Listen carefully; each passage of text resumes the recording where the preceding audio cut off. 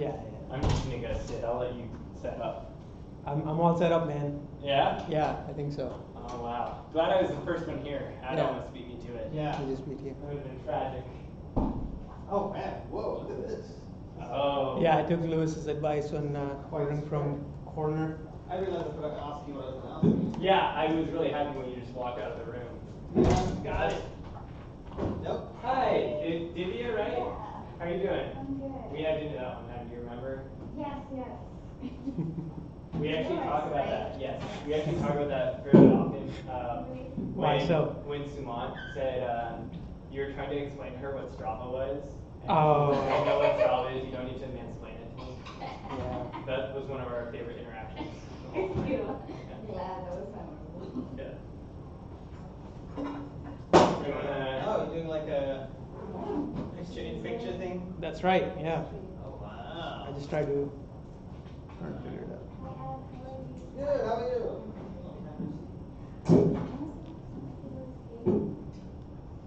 Yeah, I was like back in. Yeah, how you been? Oh, look at that infinite. Whoa. Singularity. Okay, so Coconut said you wrote or like compiled a survey on ergodic control. Yeah. And I couldn't find it. I don't know what to do. Okay. Yeah, it's more like a so do you know the people who did the ergodic control, like Lauren Miller and all that? She I wrote a know bunch of anything about papers. it. Yeah, I know anything about ergodic control. It's not so much a survey as it is like a how to generate these trajectories, but it might still be useful. It's like it's What very do I math heavy. Yeah. He said you simplify it down. Well, I tried to. I think it was. What do I like? You go to my Google Scholar page. Oh, yeah. I wonder if it'll show up there. You just do Google Scholar, Lewis Dressel. I'm not super proud of it, so I don't know that I put it on there. Okay. Let's see. It should say a tutorial. It's a tutorial. Okay. Yeah. I was looking for a survey, so Okay. I'm trying to do some. I'm working on active science. And so it's like I have to generate these trajectories. Yeah. Based on a current map. In a way that will improve. Right. Said map. Yeah. So. So I was just talking to her about it. Yeah. And he mentioned. It might be worth looking. So I have a couple papers I think listed on there that also have the words ergodic in them. Yeah. And I think like in each of them I have like a slight introduction of it and like Okay. what it does. So it might be worth trying to skim that Okay. if it's useful. All right. Yeah, because I'm looking into like FMT star and Yeah. Stanford-based methods. But Coconut said well, if you're trying to this it generates smooth trajectories, even though I don't need to. Yeah. I'm not a super fan of it. Okay. I think it's really useful like when you need to do like coverage problems. So Yeah. the main idea is you're trying to generate trajectories that are ergodic with respect to distribution. And so like if you have like just some spatial distribution and it's like there's one mode here and like another mode here, like it'll spend time mostly in the mode. Yes. That kind of thing. Okay. But like you're probably trying to like get more informative estimates, right? That's what you're trying to do. Yeah. So like I mean like even like have you tried like just like minimizing like just greedily like one step? Yeah, so I mean that was my first go-to, and then now I've got a more involved approach using Kubernetes. Right. It's doing well. Yeah. Yeah, there's well, that's the only reason. Yeah, I did come across it a while back. Yeah. And I skimmed one or two pages and I was like, this is not really applicable, so I just didn't look at it. I think it's like a not unreasonable heuristic, but it's like just a heuristic. Yeah. Right? So I'm not sure that like it's any more justifiable than anything else, which is what I ended up figuring out after spending a lot of time on it. Okay. Yeah, there's a guy who did, maybe I can show you, there's a guy who did, I think it's like RT star, but applied to information gathering type problems. Like I think he calls it rapid information graphs or something like that. Yeah, maybe you have if you've done that. Informed RT? I don't think it's called that. I think it's RIG. I think it's rapidly informed graphs or something. Okay. and I'll try to remember it. Is your Stanford email still, is that like an alumni address now? Or Yeah, I have an alumni. I also have my username at cs.stanford.edu. I don't think that goes away ever. Oh. And then I also still have my Stanford account for like another month or two. Okay. So Wait, also just which one doesn't go? I think the CS accounts don't ever go away. Oh. Hello? I think so. I think they're permanent. Need to get me one of those. Yeah, I was able to do it because Michael is honorary CS faculty, Okay. and they didn't really look too hard. Because you're supposed to be like, I think you're supposed to have a strong. Hey. Hi. I got mine. You just changed yourself. Yeah. Yeah. He's on my. Thanks, man. I used to be here every day, right? Yeah. There you got it. Hey. Got this. Ask me some questions. Do you want me to? Yeah. How would you bridge the gap with, say, angle-only navigation? You look nice. How you feeling? Confident? I passed, so he knows for sure. He's if I could pass. Follow that I was actually kind of hoping you'd present your earlier getup and like compare like the very casual. Yeah. Well, he's not wearing a tie, so that's the defining line. But he buttons his jacket. Well, yeah, but he's, yeah, I guess. I don't button mine usually, because it's a little too tight on me now. I'm bulked up a little bit. So it's a little, what's up, dude? Good job, too. Yeah, right. Thanks for your great questions, by the way. No, I so fascinating. No, Rock had more follow-up questions on your Dr. Fox's side, I guess.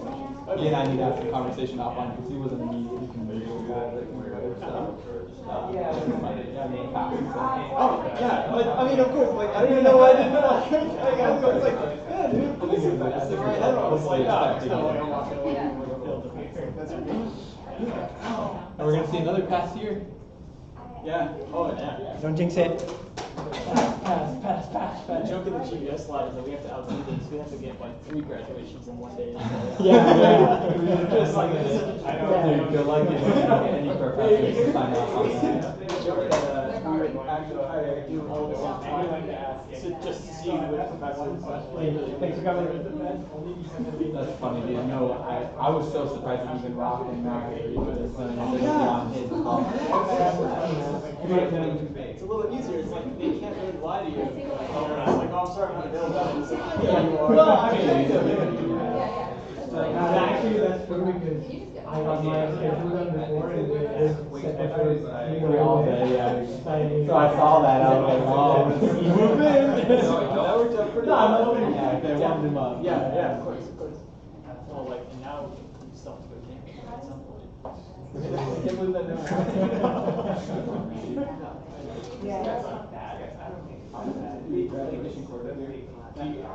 See, this is unfair. Nate's wife wanted to come to your talk, but not mine. Make them more into your back. Yeah. You saw the pretty pictures. Really? Hey man, good to see you. Circling.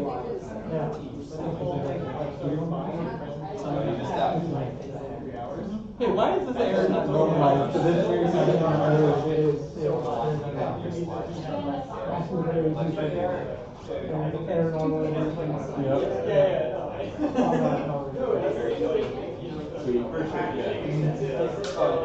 Yeah, I thought about using that to his recording.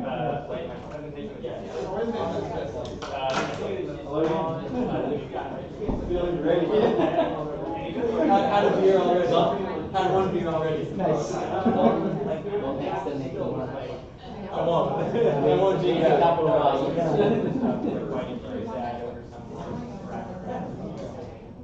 I'm recording this, there's a live stream there, so. Like why is that?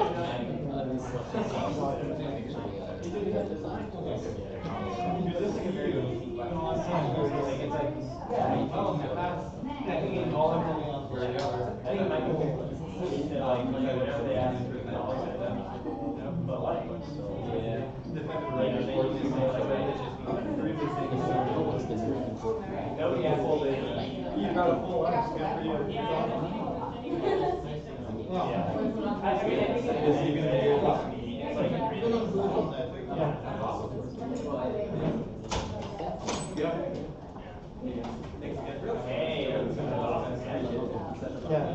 Thank you, appreciate it. I did Thanks, Professor Rogers. Hey there. How are you, Sumant? Good, how are you? Good to see you. Thanks. Looking forward to this. Good to be here. Only took me about 5 minutes to find this room. I saved it. Yeah, true. That's true.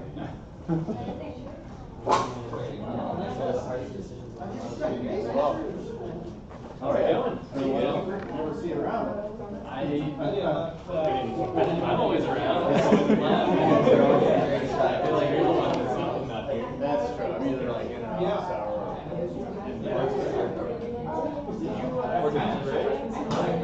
I did. Don't ask me any questions.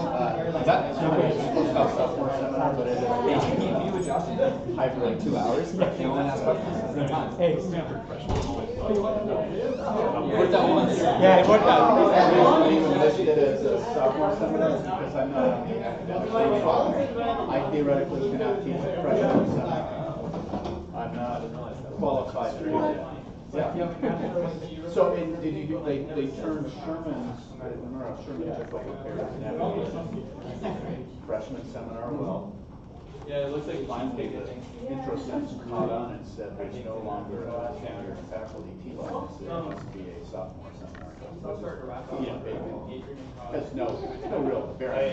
There is a rule. What I was at MIT, there is a rule. When I was at MIT, freshman, all main classes had to be taught by one of the senior. Okay. So we were seeing all their top days. And physics and literature.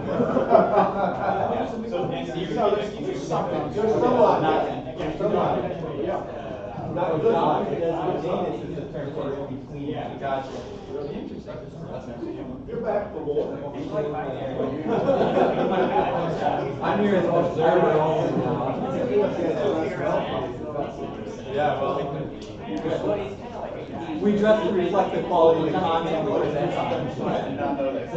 Just depended today.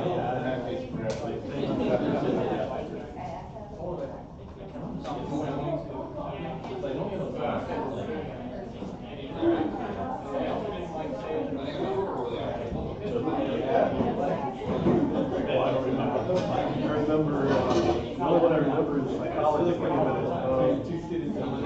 guy was, he used to fill, what is it? The room numbers now, what was Read up.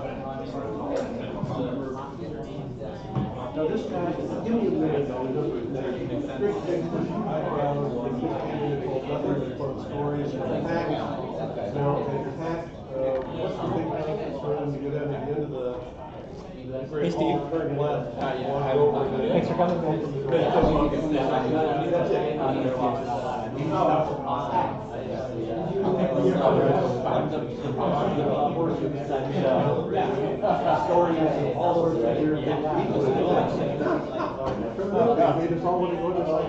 Yeah, now that's the mark.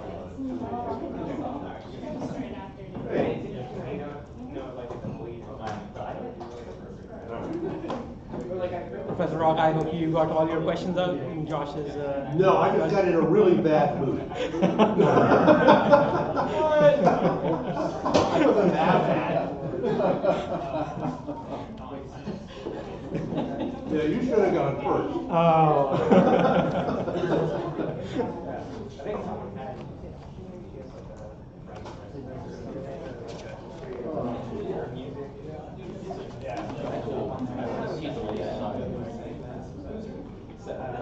Was the earlier defense also in here? It was, Now I understand. Actually, it's at the end. Matt, and who else? Professor Khan from Double E.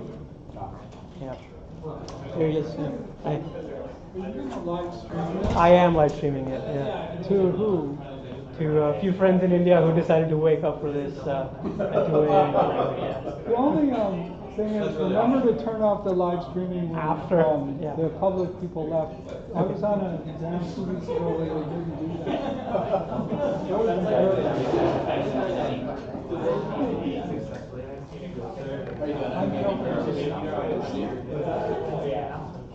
Yeah, it's probably because it just got lost in the noise. I didn't have a kid to say kids, that's Steve Rock.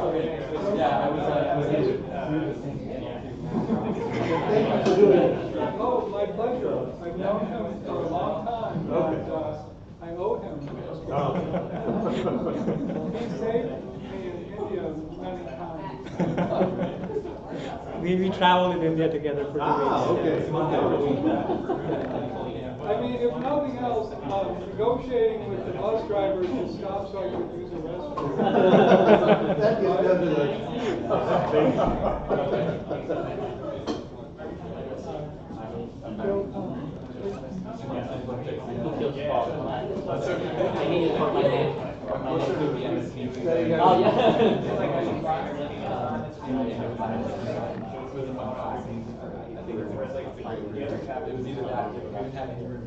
Yeah, I just have one question. Uncooperative meaning not necessarily cooperative or explicitly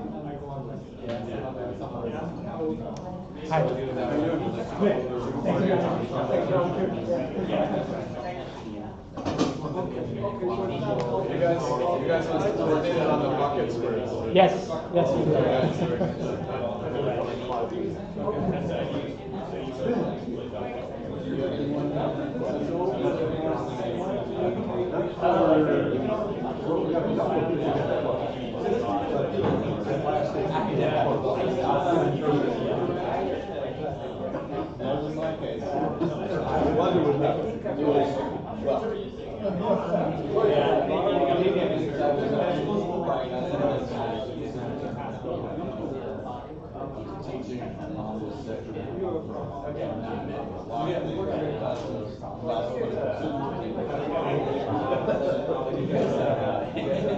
we all worthwhile endeavors. Actually, you're gonna hear Maybe we have fun too.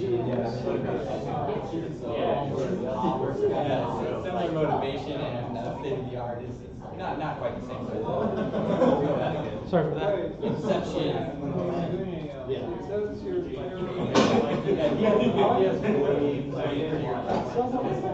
has all these amazing pictures. Mine is all far away.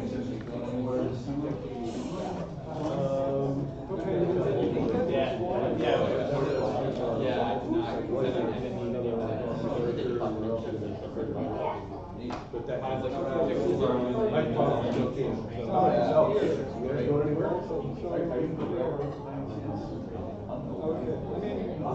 well, just south of Glacier, there's a place that goes across the mountains. Really the most stretch had I'll just sign next. now it's going to a lodge and a lot of this is the place to go, and it's a place where a lot of real life businesses go. Really? We don't do that. That's true. We took the kids there so we can sleep.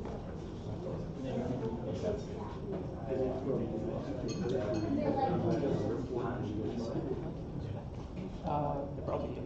So here's Glacier, here's the airport. It's okay. Yeah, they're running within the standard time. Yeah. Right. We need to start even if we are missing a few people. So welcome to the PhD defense of Sumant Sharma. Sumant was born and raised in New Delhi, India, and moved to the US to pursue his undergraduate degree. Particularly graduated with full honors, or how you say, great honors. Yeah, highest honors. Highest honors. I tried, with the highest honors from Georgia Tech. Then he moved to Stanford University to pursue his master's degree. He joined, after the qualification exam, the Space Rendezvous Laboratory in 2015, and became official student of my lab. So since then, Sumant has done a tremendous progress. I'm very proud of his work. In particular, his algorithms are going to fly on a series of on-orbit servicing missions by a startup company named Infinite Orbits. And the core research area of Sumant is monocular computer vision to enable future on-orbit servicing and space debris removal missions. So the floor is yours. Thanks. Yeah, as Professor D'Amico mentioned, today I'll be presenting on my research, which is essentially post-estimation of uncooperative spacecraft using monocular vision and deep learning. So a pretty standard outline of my presentation. It's going to be about 50 to 60 minutes long, I think. Start with the motivation, problem statement, and the state of the art in post-estimation for spaceborne applications. And then I'll present three main contributions that I have to the state of the art, namely the Sharma Ventura D'Amico method, the spacecraft post-estimation dataset, and the spacecraft pose network. Finally concluding with the conclusions and some way forward. So to motivate my research, I decided to go with this video from the German Aerospace Agency, where they're tracking all possible objects around the Earth. And essentially from the dawn of spaceflight in the 1950s, there have been thousands of satellites that have been launched around the Earth. And not all of these satellites are operational though. Some of these are inoperational, and actually in 2009 there was a collision between an inoperational satellite and an operational satellite, and that created a bunch of debris. So obviously in the future we don't want such collisions to happen, so we want to minimize the number of inoperational satellites in space. That's essentially the problem of on-orbit servicing. And some concepts to deal with space debris or inoperational satellites is to actually send another satellite, a servicer spacecraft, to go and dock with your inoperational target spacecraft. And once you've docked with it, you can either move it to a lower Earth orbit for natural decay, or move it out into a graveyard orbit. And one of the most challenging parts of doing an on-orbit servicing mission involving rendezvous and docking is the close-range navigation aspect. And this is not really science fiction, though. I mean, even though this video is an animation, it's not really science fiction. There are several planned technology demonstration missions coming up, such as actually the one going on right now, Remove Debris by Surrey Space from UK. NASA's Restore mission due to launch in 2021, 2022. And the mission Professor D'Amico mentioned, series of missions Professor D'Amico mentioned from Infinite Orbits. So these missions are coming from both government agencies as well as private companies as well. And looking in the past, the two main important missions that demonstrated close-range navigation were Orbital Express in 2007 and Prisma back in 2010. Both of these missions, however, they were technology demonstrations, so they use things like LED markers, as you can see here, to enable the close-range navigation aspect. But obviously for actual on-orbit servicing missions, you cannot rely on such LED markers or fiducial markers being placed on your target. So any algorithms or any solutions that we come up with need to be able to do close-range navigation with respect to uncooperative target spacecraft. So no inter-spacecraft communication and no fiducial markers placed on the target. And one of the key enablers for such missions are vision-based sensors. And vision-based sensors are particularly exciting because they enable a range of missions, not just geoservicing or on-orbit servicing, but also things like LEO swarms and small body exploration. And in fact, some of my colleagues here in the Space Rendezvous Lab, they're part of other missions that are looking at using vision-based sensors for their particular applications. And vision-based sensors, as compared to sensors such as LiDAR, they have low cost, low volumetric power and mass cost, as compared to sensors such as LiDAR. However, all you're doing when you switch to vision-based sensors is to shift the complexity away from the hardware and onto the software. So for example, LiDAR can detect depth directly, but cameras cannot. So we need to come up with algorithms that can do depth estimation and pose estimation in my case. So the exact problem that I'm tackling in my research is a subset, as I'm showing with the sentence here. It's the determination of the pose of a known uncooperative target spacecraft using a single monocular image from a vision-based sensor. So I highlighted a couple of keywords on this statement. So when I say pose in this presentation, I am implying the 6 degrees of freedom that exists between the camera reference frame and the body reference frame of the target spacecraft that you're trying to dock with. Known because we're looking at on-orbit servicing applications where we can assume that we can contact the manufacturer and get a coarse wireframe model of the target, even though high fidelity textures are not available. So we are restricting ourselves to using just a coarse wireframe model. Uncooperative here, as I said, implies that there is no assumptions on inter-spacecraft communication or placing of fiducial markers prior to the mission. And I'm focusing on solving this with a single image because the hope is that once we have solutions for a single image, we can use that to kickstart navigation filters or to fuse these algorithms inside the navigation filters to provide pseudo measurements. And more on this later. So the key requirements for any solution for this problem is as follows. The solution shall be robust to dynamical orbital illumination conditions. It shall be autonomous and provide pose accuracy compatible with current docking mechanisms. So to give you an example of the dynamical orbital illumination conditions, I am showing here 6 actual flight images from the Prisma mission from 2010. And as compared to images that we see in terrestrial applications, these images, you might notice, they have very high contrast. They generally have low signal to noise ratio. And due to orbiting of the Earth, you can expect sometimes the Earth in the background and sometimes not. So for example, a satellite in low Earth orbit orbits the Earth in 90 minutes. So within 90 minutes, you're going through dusk, dawn, day, and then night. So any algorithms that we come up with need to be robust to that. And finally, to give you an example of what the accuracy requirements are, I'm showing here the accuracy requirements from the Orbital Express mission, where they used a grappling mechanism that required the tolerances shown here. So there are 2 main schools of thought on how to solve this problem. One is the more conventional feature-based pose estimation route, and this is a area that has been well researched. From both spacecraft domain as well as the terrestrial domain. And most of the algorithms can actually be boiled down to this flow diagram here on the left, where you take your 2D image and you manually define particular feature types that you want to detect from it. So you devise a feature detection algorithm that extracts those features from the 2D image. So those 2D features are then compared against 3D features coming from your onboard spacecraft 3D model. And since you don't know the correspondences between those features, you hypothesize a bunch of correspondences, you test all of those hypotheses, and the solution that best fits your 2D features is output as the relative position and attitude. And the great thing about such methods is that they are inspired by the geometry of the problem. So when you get your pose solution, you can actually project it back onto the image using the perspective equations and see how well the solution agrees with the image that you took. So there are, you can very easily find out if the solution is good or bad, colloquially. And having said that, there are some challenges associated with the direct applications of such algorithms on spacecraft imagery.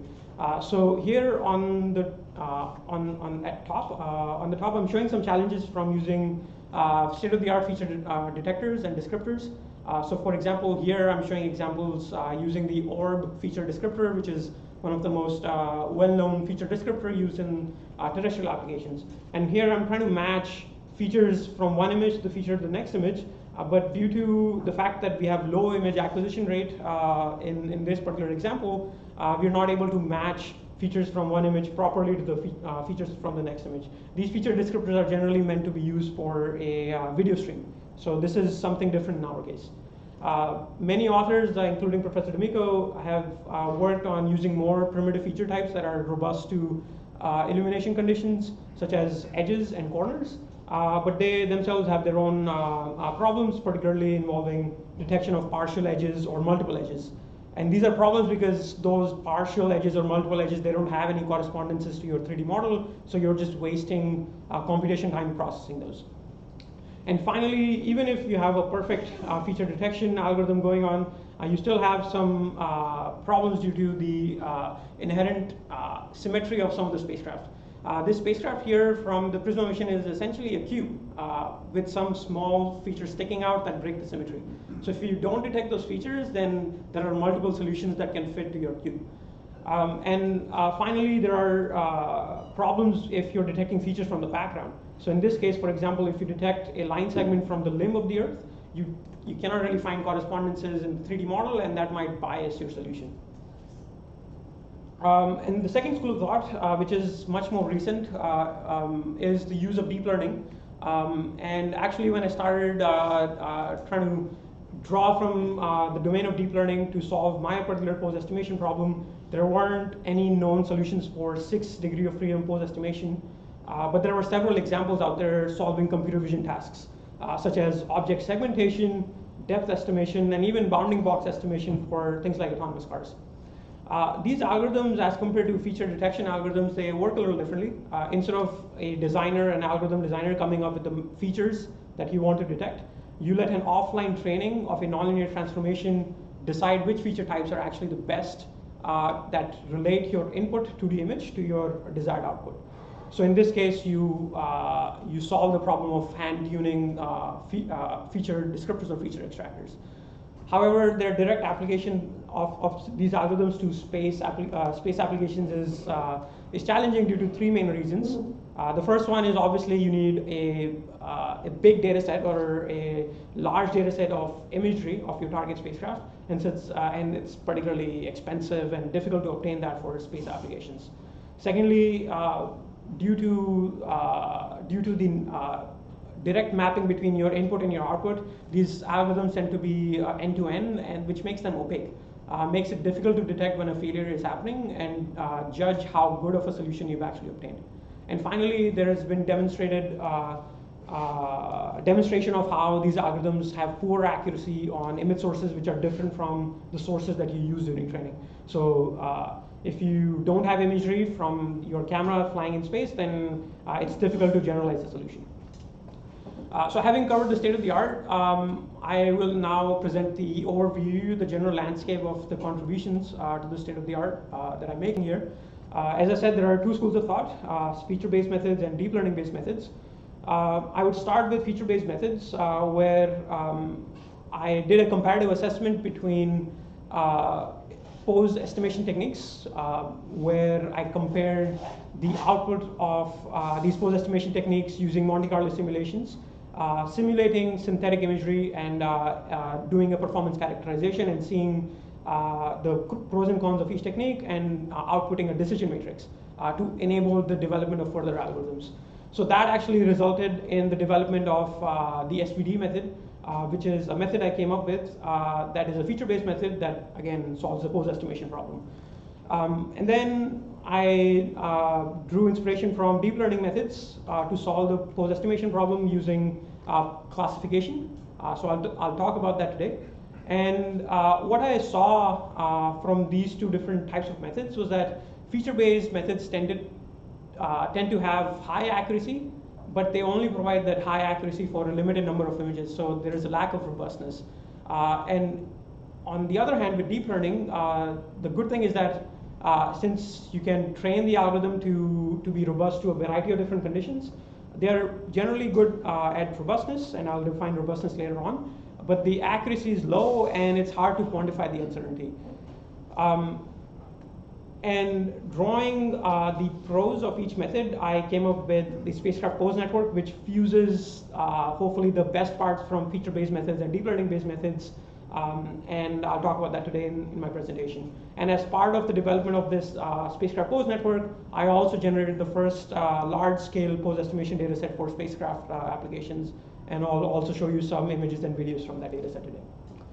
So having said that, I will jump into the SVD method, and we will first talk about some mathematical preliminaries that we need to be aware of before we discuss the actual architecture. So the 2 things that we need to be aware of are the perspective endpoint problem and the feature correspondence problem.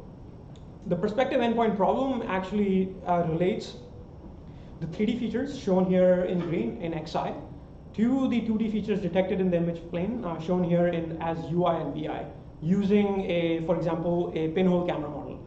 And there exists state-of-the-art PNP solvers that can produce a very accurate solution in a matter of milliseconds if you're talking about a desktop processor. But the problem is that all of these solvers, they assume that the correspondence between the 2D features and the 3D features is perfectly known.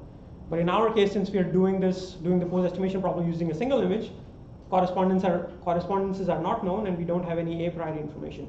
So that is actually the feature correspondence problem. So given 2D features in my image plane, I don't know how those features correspond to the features in the 3D model to be able to use the PNP solver. So what is generally done is to hypothesize a bunch of correspondences and test all of your correspondences to see which one works the best in order to output the solution. A brute force search algorithm would actually just scale by an order of m factorial times n factorial, where m is the number of features in the 3D model and n is the number of features in the image.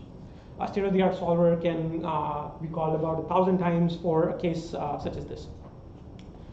So having said that, the actual method looks like this. So the SVD method, for you in the know, it doesn't stand for singular value decomposition. It actually stands for Sharma Ventura D'Amico method.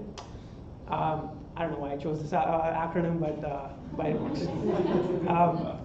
Well, anyway, so the crux of the SVD method is the innovations in the image processing, which extracts the most meaningful 2D features from the image plane in order to improve the efficiency of the pose determination system. So in the following couple of slides, I'll take a deeper dive into how the feature detection and feature synthesis actually works before zooming out to looking at some results. So the feature detection in the SVD method, unlike many state-of-the-art methods, actually happens in two parallel streams. I use two parallel streams because one of them actually works to detect small features in the image, and the other stream detects larger features in the image. And why is that necessary? Well, these smaller features such as antenna, they're important to break the ambiguity in the pose. So if you don't detect those antennas, if all you're detecting is a cube, then there are multiple solutions. So you need a dedicated image processing pipeline to detect just those small features that can actually extract those symmetry breaking out features. So the parameters in V gradient elimination in the first stream here are tuned to extract those features.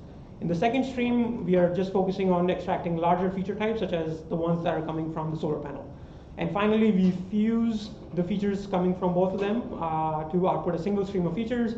And in that way, we actually figure out which features are duplicate, which features are coming from the background. Because as I will explain in the next slide, the V gradient elimination algorithm shown here on the top actually is tuned to extract features just from the foreground of the image. So looking deeper into how the V gradient elimination technique works, given, let's say, a 2D image, we apply a convolution with the Pruitt operator shown here onto the image to extract the 2D gradients in the image, both in the X and the Y directions in the image, so that essentially the horizontal and the vertical directions. And as you can see, if you have Earth in the background, there are a bunch of gradients in the image which are contributed by the features on the Earth, clouds, coastlines. Obviously, we don't want to extract those for further processing.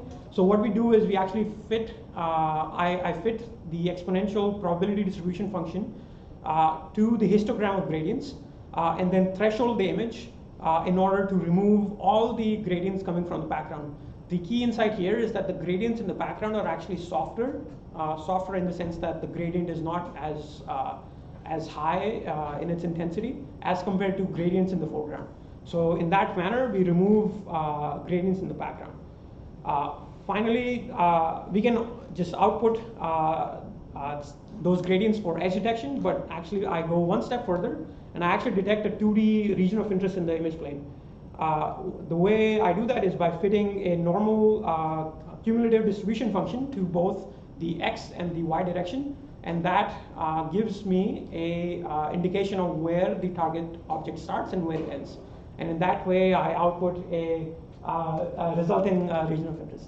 My family is outside there. Yeah, come inside. Yeah, so I'll keep going. So one of the good things about detecting this region of interest is that you can use that to actually output the relative position without ever going through the PNP solvers. You can use the bearing angles and the size of the region of interest coupled with the focal length of the camera and the size of your 3D model to estimate a range, the inter-spacecraft range, and then use that range with those bearing angles to output the full 3 degrees of relative position. And once we have these edges detected, we then, instead of passing just the endpoints of these edges for feature correspondence, we actually synthesize those edges into larger feature types. And the reason we do that is because instead of comparing point features with point features in the 2D image with point features in the 3D model, which can actually be huge in number, we reduce the number of features by coalescing them into larger feature groups. So in my case, I detect parallel triads, open polygons, and antennas from this particular image. And in general, I'm extracting 5 different feature types shown here. As compared to a brute force solution, which would scale by m factorial times n factorial, this feature synthesis results the feature correspondence problem to be solved in just m times n. So that is a huge reduction in the complexity of the feature correspondence step. So once we have the feature groups from the 2D image and the feature groups from the 3D model, we then hypothesize all possible feature correspondences. And for each possible correspondence, we solve the perspective equations, the PNP problem, using state-of-the-art PNP solvers, such as ePNP in this case. And as I mentioned, the way that works is essentially by solving the perspective equations. Once we have a solution for each possible correspondence, for each possible hypothesis, we then reproject it back onto the image plane using, again, our perspective equations, and then compute the residuals in the image plane. So essentially, we compute a reprojection error that measures how good of a solution, how good of a post solution is compared to all the features extracted in the image.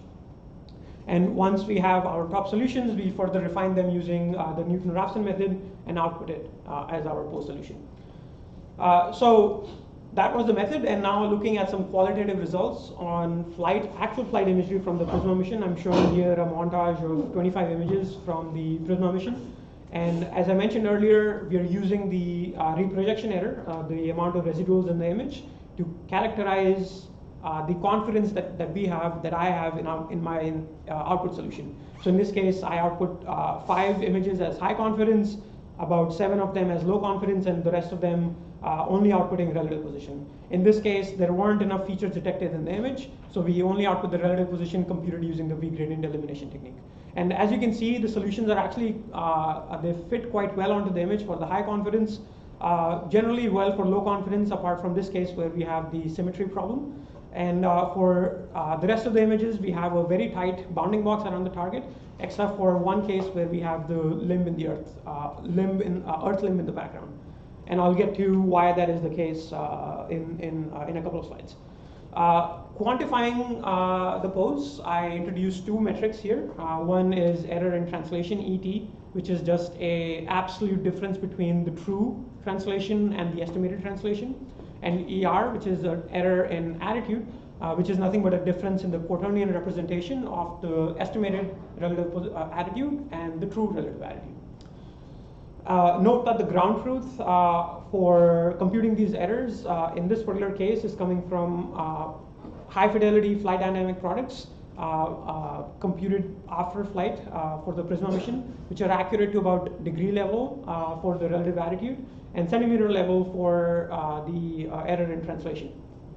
So comparing our solution, the SPD method, against the state-of-the-art method, we see that the lateral errors, so one thing I forgot to mention, ET is a 3-dimensional error, so we have errors in the X and Y directions, the lateral directions, and the third error is along the camera bore side direction. So this is essentially error in the range.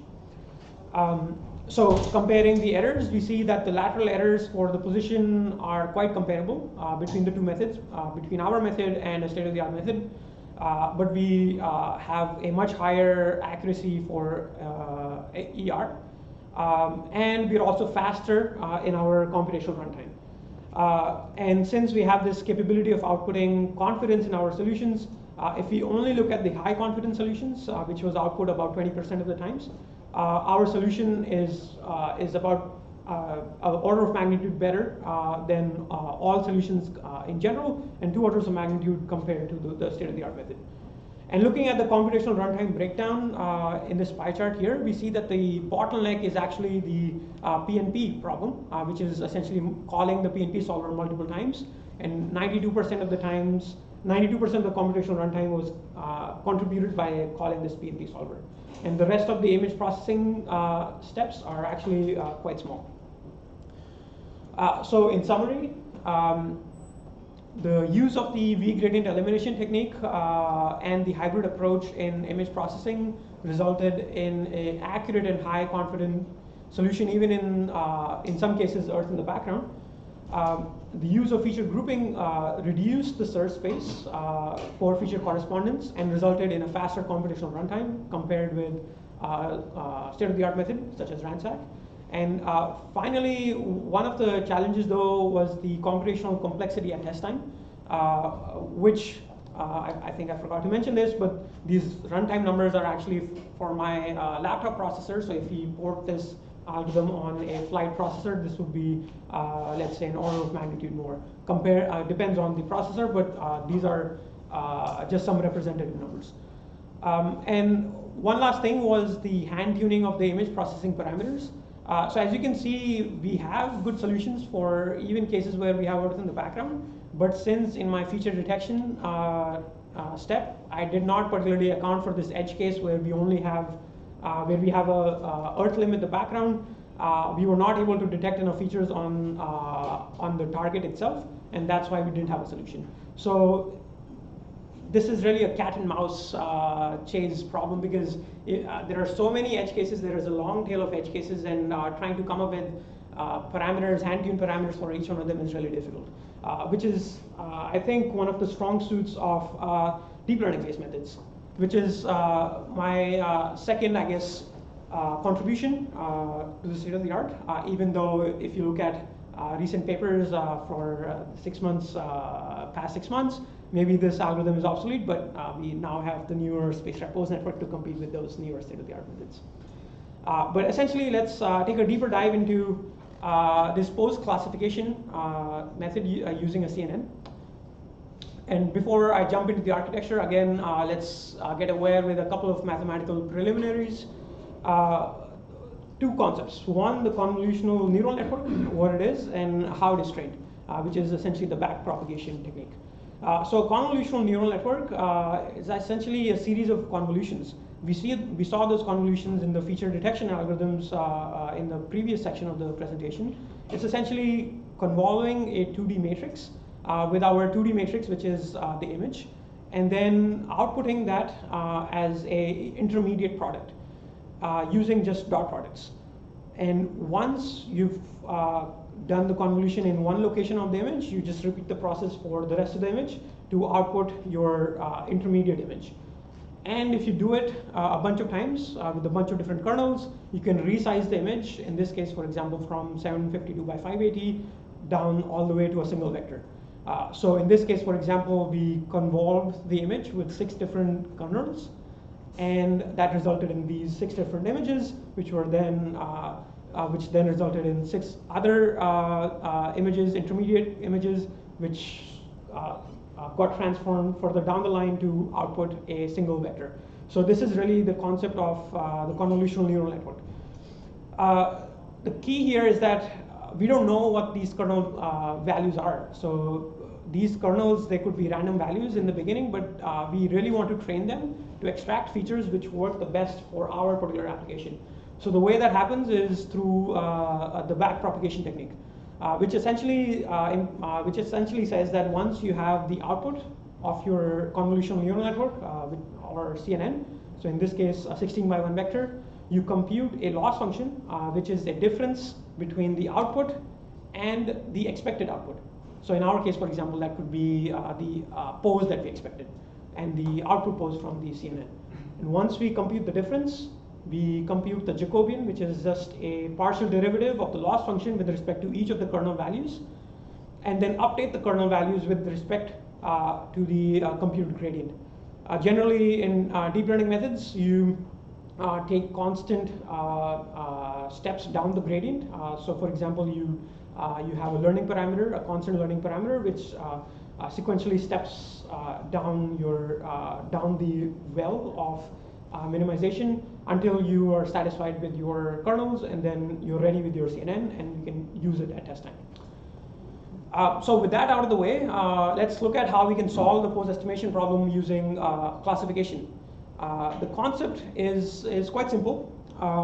We essentially say that, let's say we have this input image, and we predefine a bunch of pose labels. So in this case, I'm showing 4 different pose labels, maybe the bottom of the spacecraft, the right of the spacecraft, left of the spacecraft, and the top of the spacecraft. We predefine those, and given the image at test time, the CNN outputs a index, which is the index of the pose label closest to the true pose for the particular image. So in this case, maybe the true pose is here, so the job of the CNN is to output this particular pose label. So obviously, if you don't do your discretization well enough, you are inherently constraining your method to be not as accurate. But if you keep increasing the number of pose labels, at a time you end up with thousands of pose labels for which you need another 1,000 images per pose label, and the problem becomes intractable. So there is sort of a middle ground that you can get to using classification. And as I explained earlier, we take a bunch of images. So in our case, since it's difficult to obtain a large data set for spacecraft applications, and trust me, I tried contacting a bunch of NASA agencies and getting images for the ISS, but it was such a bureaucratic nightmare that we decided to actually start synthetically generating images of our spacecraft. So in our case, I collaborated with another PhD student in the lab, and I'll talk about that later on how those images were generated. And once the images were generated, we did our offline training. In my case, I used the cross entropy loss function, which essentially is a difference between the probability distribution output of the CNN and the expected probability distribution. So in this case, for example, if we want the CNN to output pose label K, the distribution would look like 1 for index K and 0s for everything else. So that's sort of a single peak probability distribution function. And once we compute the probability distribution function, once we compute the probability from our CNN, we compute the difference using our cross entropy loss function, feed it back through the backpropagation algorithm to train the kernels. And once we have learned our transformation, so in my case, I'm representing the CNN as these series of equations here, where I is the image, and W and B represent the parameters of the kernels, and G represents the non-linearities present in each of the layers of the CNN. Once we have the CNN trained, we take the test image, pass it through once, and we get the output pose label. So to generate the images, as I mentioned, I collaborated with another PhD student in our lab, Connor Bailey. Some of you know him. And the way this synthetic image generation pipeline worked is that we defined multiple sphere radii. So essentially, imagine our spacecraft in the center and a sphere around the spacecraft. And around that sphere, we discretize a bunch of different points which represent different camera locations. And for each camera location, that could be an image generated from that particular location. And we can obviously define the orientation of the camera to define the relative attitude of that particular image. So that's what I imply by sphere radii, number of camera locations per sphere, and number of rotations about the camera bore site per camera location for generating the image. Note that the radius of the sphere is essentially the interspacecraft range here. So in this particular case, I decided to simplify the 3 degrees of freedom in the relative position to a single degree of freedom in estimating the relative range. I just wanted to see how well we could do that before we discretize the x and the y components in the relative position. And finally, we had a coarse 3D texture model of the spacecraft to generate the synthetic images. And you notice the images that were generated using this pipeline. So to summarize the generated data sets, we have 3 synthetic data sets with about 100,000 images each in them. One of the data set has no noise present in it. It's just clean output images using MATLAB and OpenGL. And in this case, we discretized our pose in 648 different classes. And in 2 of the other data sets, we discretized it to 3,000 different classes in order to see if we can get better pose estimation accuracy. And in one of the data sets, we also added in Gaussian white noise to simulate the short noise that is present in the sensor. And finally, I also created 25 images that mimic the flight images that we saw earlier from the Prisma images to see how the CNN performs on those particular flight images. I didn't want to test it directly on the real images first because we knew this problem of generalization to the real images. I'll address that problem later on. We trained a bunch of different networks. I'm just going to show you results from 3 different versions, Net 7, Net 8, and Net 9. They were trained with the different subsets of the three data sets. And I used the AlexNet architecture for this particular example here. Note that I used the much larger ImageNet dataset to pre-train the CNN in order to minimize the requirements on generating synthetic images for my particular application. So generally, ImageNet dataset, for example, contains around 500,000 images. In my case, I created 100,000, so I wanted to save on the image generation time. So I used the ImageNet dataset. I trained the last few layers using just the synthetic datasets in order to solve my particular problem. So looking at the quantitative results for the imitation 25 dataset, this particular dataset here. So on the right, I'm showing the qualitative results, and on the bottom, I'm showing the output of the CNN. Remember that the CNN outputs a probability distribution. So this essentially shows a sort of a coarse confidence of the CNN in its prediction. Quantitatively, if you look at the errors, we see that obviously since we didn't discretize our X and Y space, we don't have any errors for those. But if you look at the inter-spacecraft range, we are actually better as compared to the feature-based methods, which had about 1.5 meters for all solutions of SVD and for EPNP plus RANSAC, and 0.5 meter for SVD high confidence solutions. However, if you look at the errors in attitude, we see we only have about 17 degrees of relative accuracy as compared to 2 degrees in SVD. So a bit of a gap there, but that's because of the discretization. So if we decide to discretize the space even further, perhaps we can extract more accuracy, but at a certain time, there is no more accuracy to be gained because you've discretized your space so well that the CNN is now confused between adjacent classes. Finally, though, the good point about this deep learning-based method was the fact that these solutions were available for all images. So 100% of the images and at a fraction of the computational runtime as compared to the feature-based methods. So again, these are runtime numbers for a laptop processor. So just for comparison, obviously the numbers would look a little bit different if we embed the methods on a flight processor.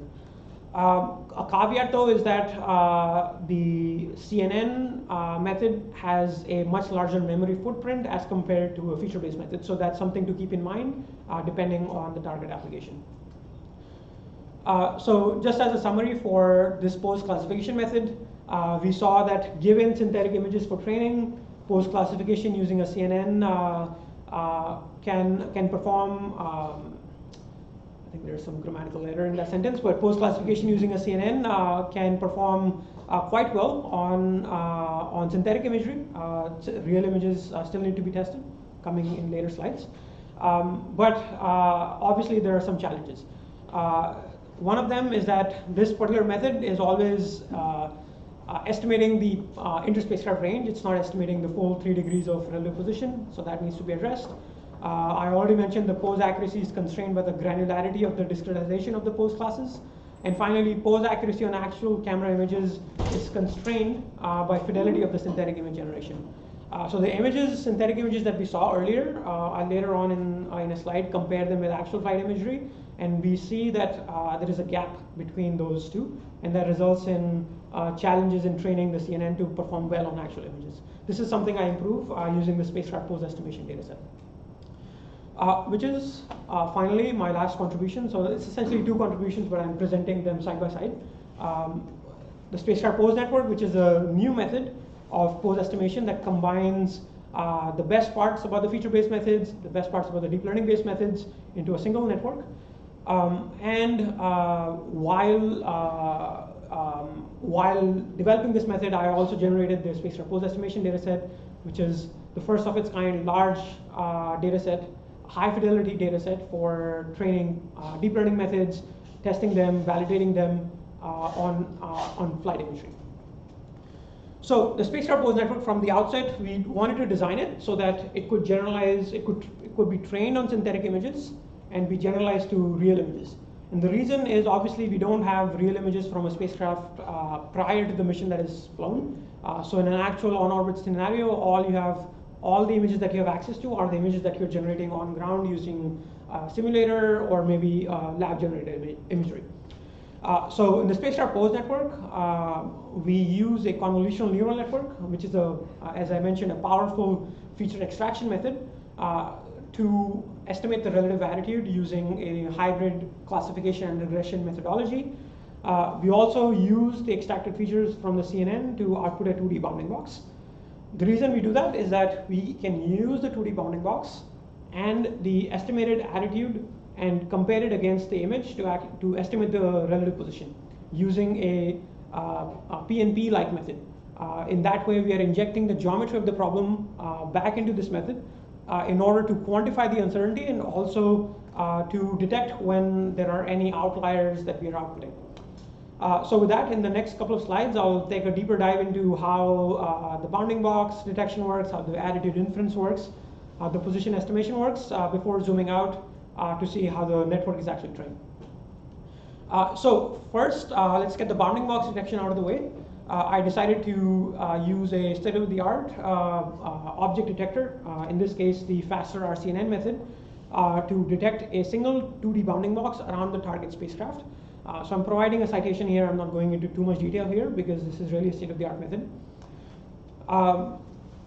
Assuming that we have this 2D bounding box and assuming we have a relative attitude, which I'll cover in the next slide, I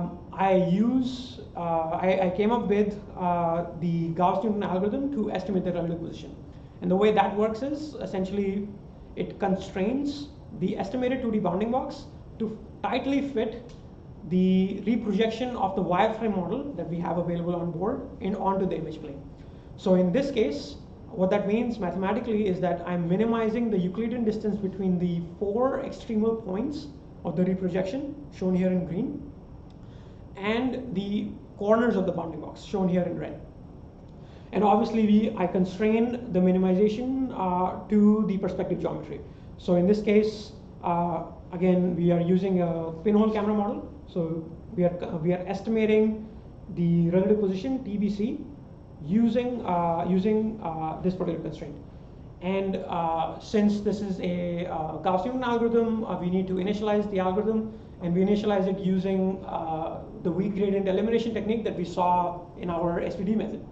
Essentially, this is a similar triangles problem where once we have a 2D bounding box, we compare it against the size of the known wireframe model. We look at the bearing angles and we estimate the relative position. And I'm not showing the equations for this here, but I have backup slides on that if there are questions later on. So moving on to the relative attitude estimation, which I assumed was already solved. The way that works is very similar to the way it worked for pose classification. Once we've extracted our once we extracted our features from the CNN, we pass it through 2 parallel streams of fully connected layers, which are a special type of convolutional layers. One of the set of layers computes the relative attitude using exactly the same methodology of classification that we saw earlier.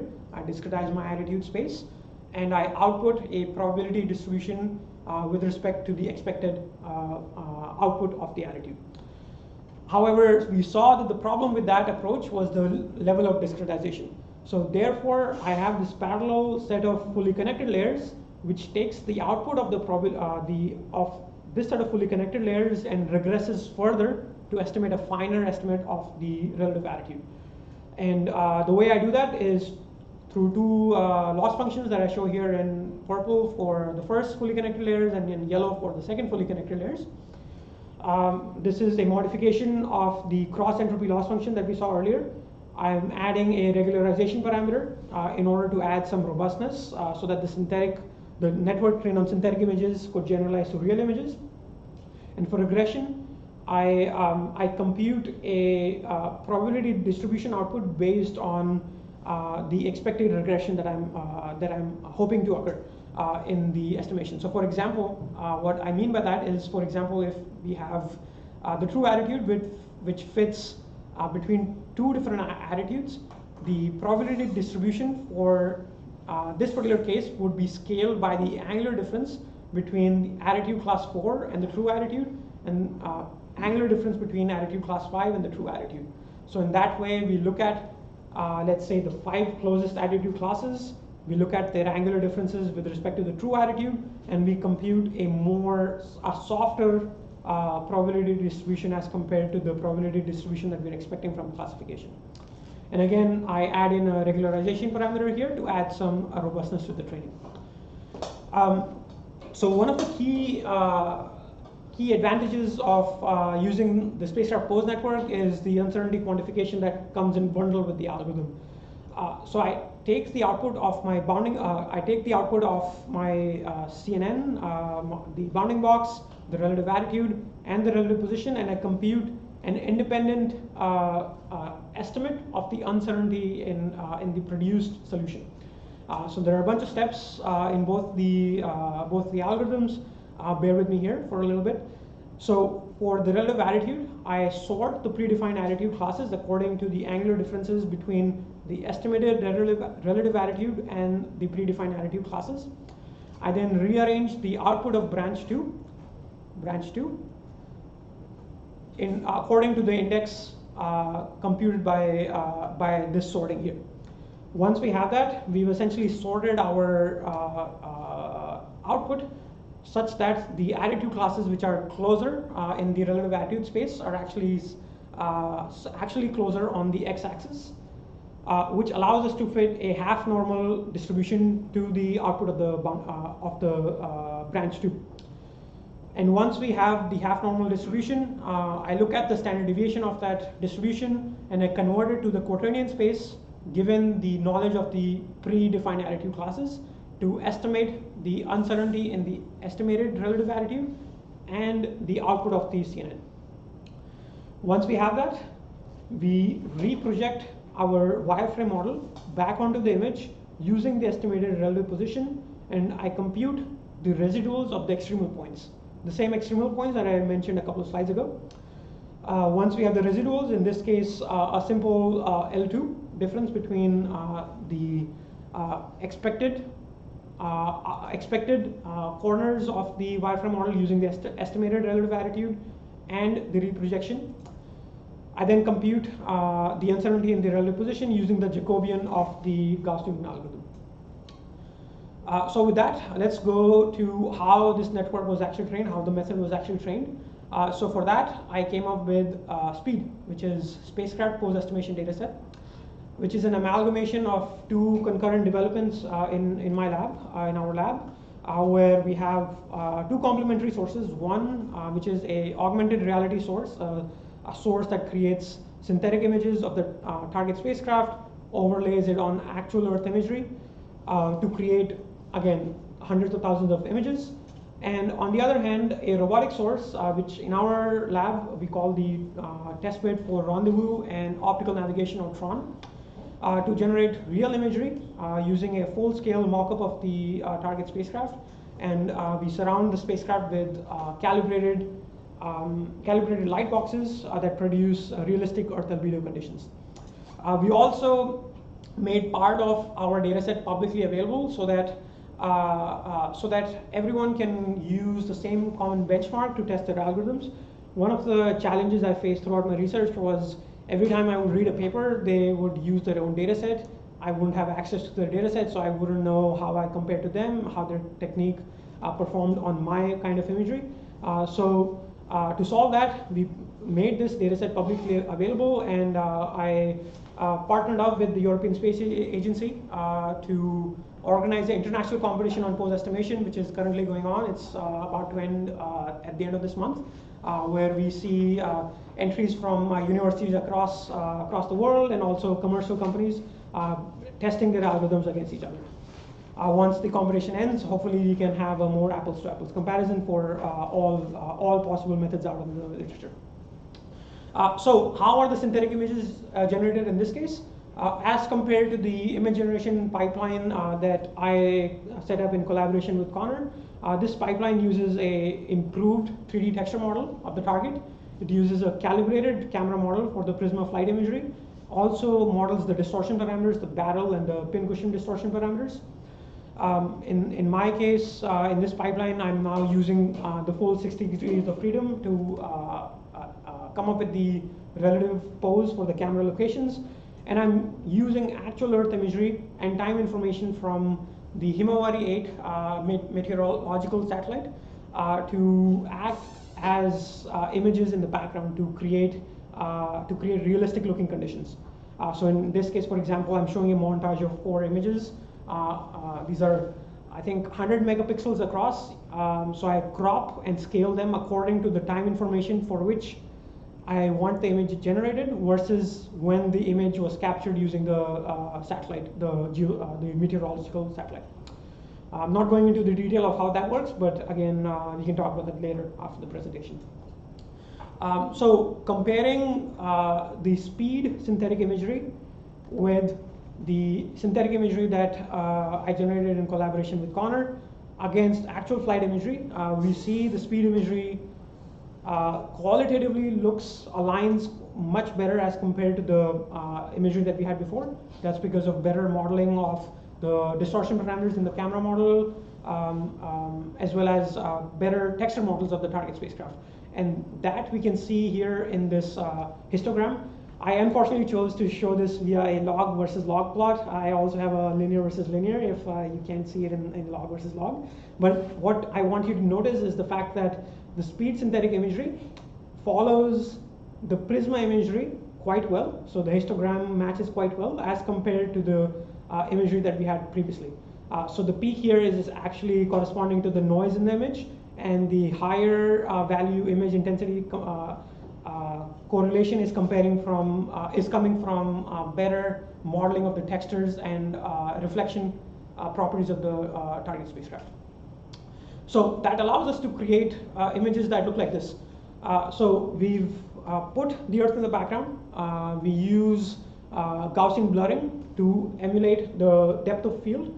So obviously our target spacecraft is much closer as compared to the Earth in the background. So we add more Gaussian blurring to the background as compared to the foreground. We also do contrast normalization to get a strong contrast in the image. And we obviously add Gaussian white noise to emulate the short noise of the camera that we're trying to model. These are obviously distinct images, but we can also use that to create sequential images. So in this case, I'm modeling the orbital scenario. It's an example video, an orbital scenario that Infinite Orbits, the company that we're partnering up with, expects to see for their geostationary or on-orbit surfacing application. So in this case, it's an R-bar approach with the Earth in the background and slowly approaching the target spacecraft. And obviously, we have our parallel source of image generation, our robotic source, which we call Tron. As I mentioned, we use a full-scale mock-up of our Tango spacecraft, our target spacecraft. And we use a camera mounted on a 7 degree of freedom Cougar robotic arm. It can go back and forth the room quite fast, scarily fast. And it obviously emulates the relative dynamics of the motion. For the illumination conditions, we have these full-scale, we have 10 calibrated full-scale light boxes in our lab that emulate the Earth albedo. We also have a sun simulator. However, for the images that we are going to see today, we are not using the sun simulator. And obviously, we need to have ground truth information for this robotic source. So for that, we use motion capture cameras. So in our case, we're using the Vicon. We use 10 Vicon motion capture cameras, and we calibrated them. This is also a contribution, I would say, that is present in my thesis. I'm not showing that here in the slides, which essentially takes the output of the wireframe of the Vicon cameras and uses some manual fitting of the wireframe model on the target spacecraft to get a much more accurate solution. So in our case, we can get sub-degree level accurate relative attitude and about centimeter level accurate relative position.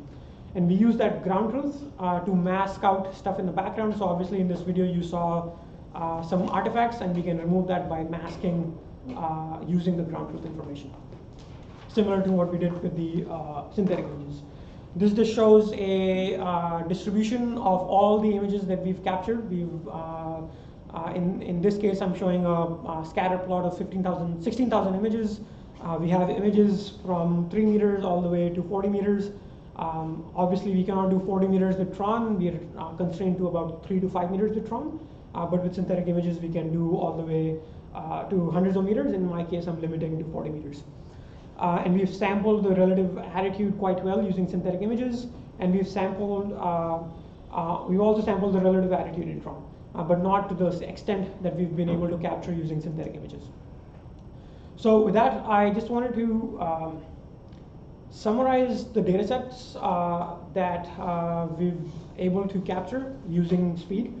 And the philosophy of speed is to generate images, synthetic images, for training and validating the algorithms and reserving the real images for testing applications.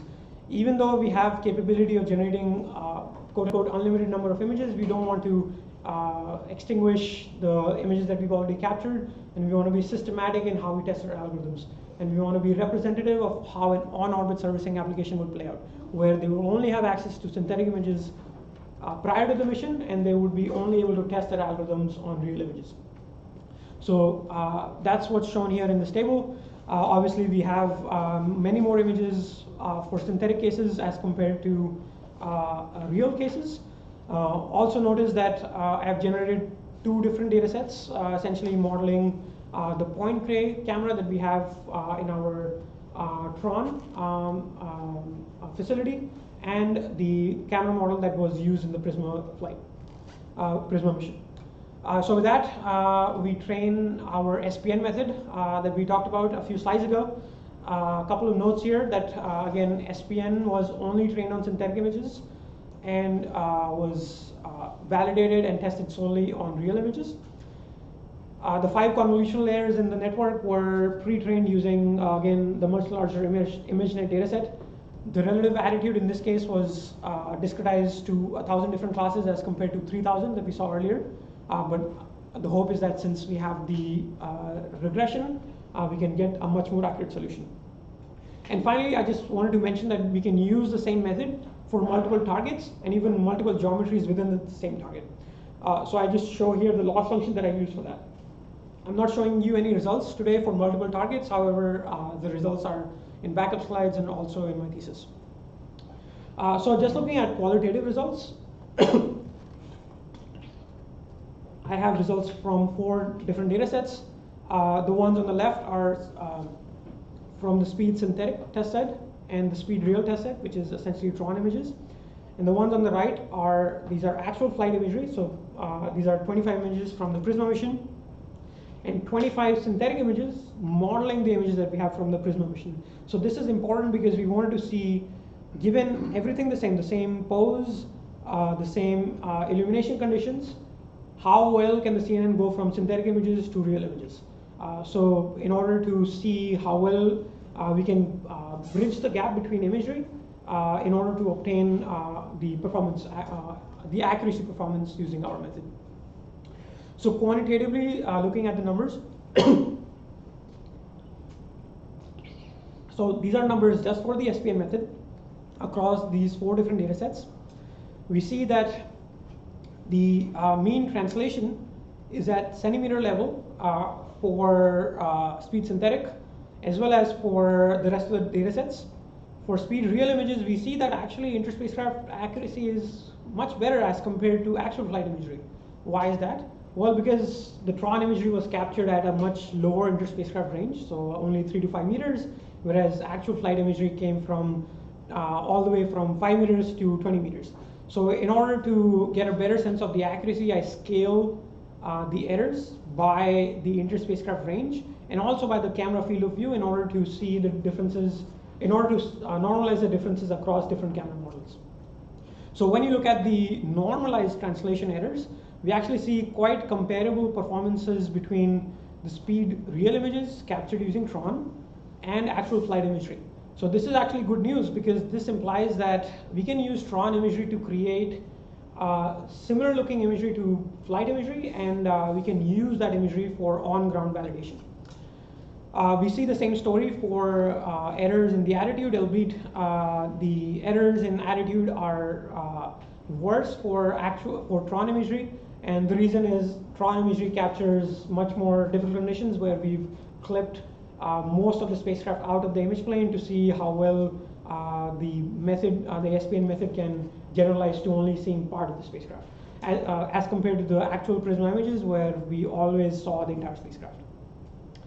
And then looking at the uncertainty quantification results for the speed synthetic dataset, which contained about 3,000 different images, we see that our uncertainty quantification predicts the errors quite well, even for outlier cases. So even where the errors in translation were meter and a half, our uncertainty quantification works quite well for both lateral errors as well as for longitudinal errors.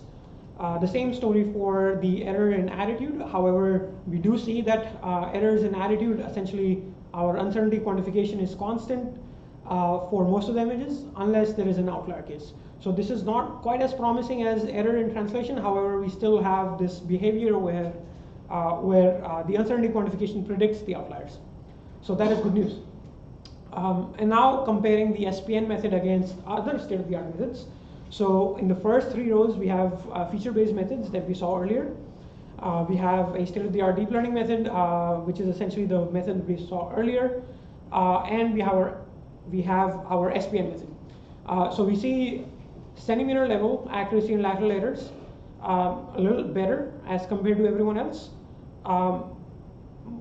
Very much better for the longitudinal errors. For attitude errors, we see we are now at the level of high confidence solutions from S2D.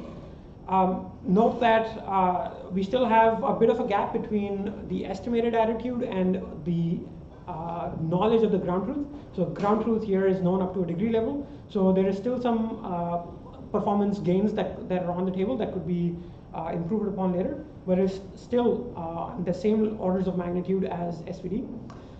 The really good news though is that we have 100% solution availability, and we are doing this at orders of magnitude better computational runtime. So this shows the power of fusing. The uncertainty quantification showed the power of using the feature-based methods where we can quantify our estimates using perspective geometry, and the computational runtime, the solution availability, and the accuracy shows the power of using the deep learning techniques. So with that, I'd like to summarize the SPN method. We saw that the SPN method uses a CNN, fuses it with a Gauss-Newton algorithm to provide more robust and accurate solutions as compared to state-of-the-art post-estimation algorithms for spaceborne applications. We saw the generation of speed, which is the first large-scale image data set available for training, validation, and testing of post-estimation techniques for spaceborne applications. And finally, we saw that the SPN method, when trained solely on synthetic images, was able to generalize its performance to actual flight imagery captured during the Prisma mission. Finally, I'd like to end my presentation with a few bullet points for ways forward. Firstly, some things that I didn't address, things like addressing the onboard generation of the 3D model and the dependency on the accuracy of the wireframe model on the relative pose. I have some ideas about it that we can talk about after the presentation. Also, things like data augmentation, texture randomization, and stronger regularization, which are techniques that have recently come up in the state of the art. that can allow us to further bridge the performance gap between the synthetic and the real images. Performance assessment with other learning-based as well as feature-based methods. And now this is actually possible because now we have a large-scale data set in the form of speed. Embedding of the SPN method inside a navigation filter for sequential estimation. Embedding of the method in flight hardware, so the flight computer, for rigorous profiling of computational resource usage. So I showed you some computational runtime numbers here, but those are for laptop processors. Obviously, we want to see how it performs on actual hardware. And then, obviously, maturing the algorithms even further for upcoming technology demonstration missions with Infinite Orbit. So yeah, with that, I'd like to end the presentation with a few acknowledgements. I'd like to start with Professor Barrows from the right. I was your TA for orbital mechanics, and that was a very pleasant experience. Every time I run into you in the halls of Durand, it's always a pleasant conversation. And I remember one particular moment in the spring of 2015 when I was taking my calls, and it was a pretty brutal quarter, and I was TAing for you, and I was answering Piazza questions, and you just dropped a one-line email just thanking me for answering Piazza questions, and that just made my day better in that particular quarter, which was particularly challenging. So thank you for always being a helpful part of my PhD career here at Stanford. Professor Schwager, I took your multi-robots class. I think I should have taken it earlier because one thing that I really liked about it was the fact that we have to read literature and we have to review them, and you have an excellent framework of how to review the literature. It has made me a better reader as well as hopefully a better writer. So thank you for that. Professor Khan, thank you for an amazing experience in India. We were talking about this before the start. Professor Khan and I led a group of Stanford PhD and master students through a tour of I think 20 odd technology companies in India, and it was I think a very even for me, even though I was born and brought up in India, I think it was still a learning experience, particularly because of debrief conversations with you, and also some things such as you pointing out biases of different speakers and how that compares with your own biases. That made me more aware of presenting as well as listening to other people. So thank you for that, and also for sharing your amazing photography that has allowed me to be a better appreciator, I think, of photography, and maybe hopefully taking better Instagram photos. Then Professor Rock, you were my first lecturer at Stanford. I remember sitting in a stuffy conference room or a stuffy classroom in Thornton, a couple of blocks from here, and now you're sitting here and I'm presenting, so this is a complete circle. Thank you for being here and being part of my PhD journey. And finally, Professor D'Amico, thank you for accepting me as your PhD student, and thank you for your constant support and critique and praising when things worked out and providing critique when things didn't work out. You lit the proverbial fire under my seat, which made me work as hard as I have so far. So thank you for that. Finally, acknowledging the sponsors of this research, CAXT, and NASA Ames Research Center, where I was an intern for a couple of quarters, comparing deep learning techniques with feature-based techniques. And then finally ending with my family away from home, my fellow lab members at SLAB. I won't take any names, just like Josh, because I feel like I would miss people. But thank you all. Thank you for being there through the darkest of times, but also through the best of times. And also the rest of my friends that I made at AeroAstro, at Stanford, and outside. Thank you for being a part of my journey. Thank you for being here. I was not expecting as many people to show up. During other conference presentations, there aren't as many people. So this is great. So thank you for coming. Thank you for people, hopefully, who've joined me through the live stream. Maybe a couple of you are watching, so thank you for joining. So with that, I'd like to end and welcome any questions.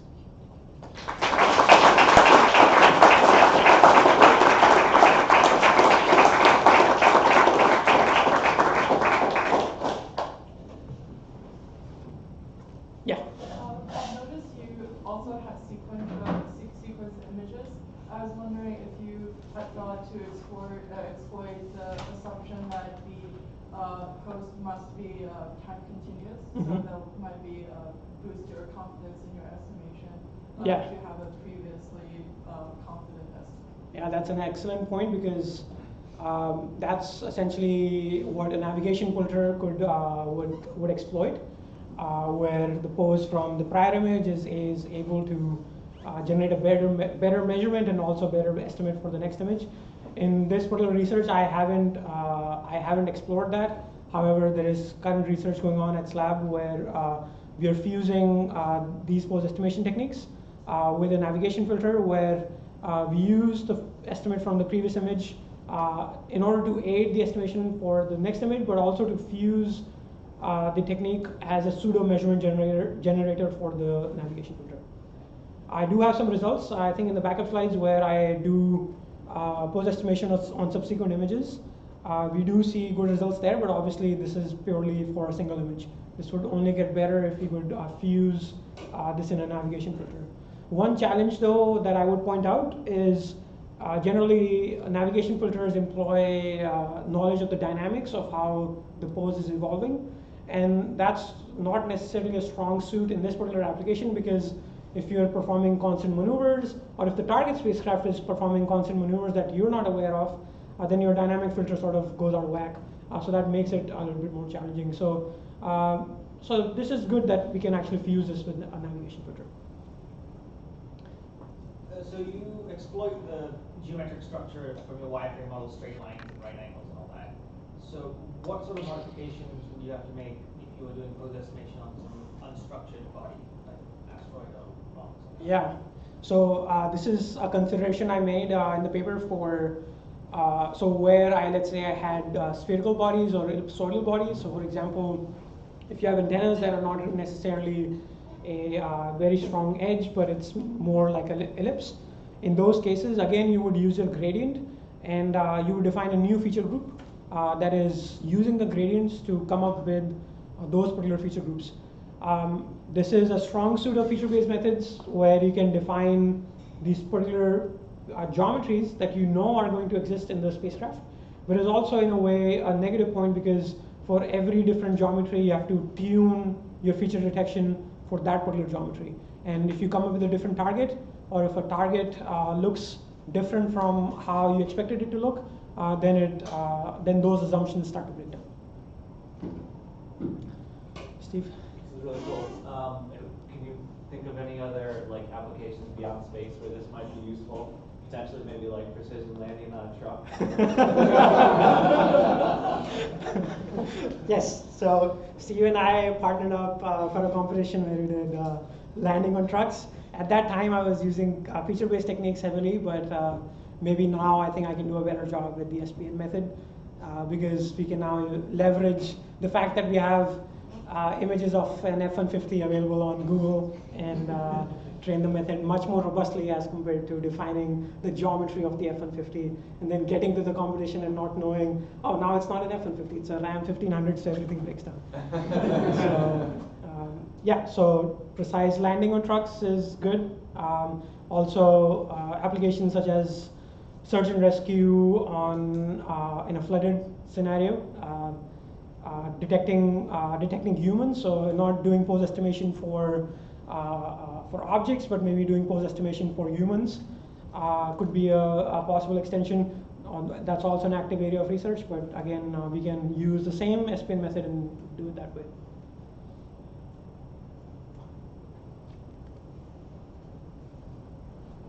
Josh, you gonna ask me a question? You didn't ask me one. So. Yeah, different that. Yeah.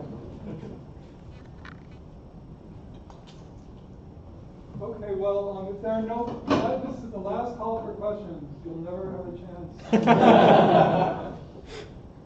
Well, if that's the best that you can come up with, then we'll end the public part of the discussion. And so after a break of a few minutes, the committee will reconvene in the closed session.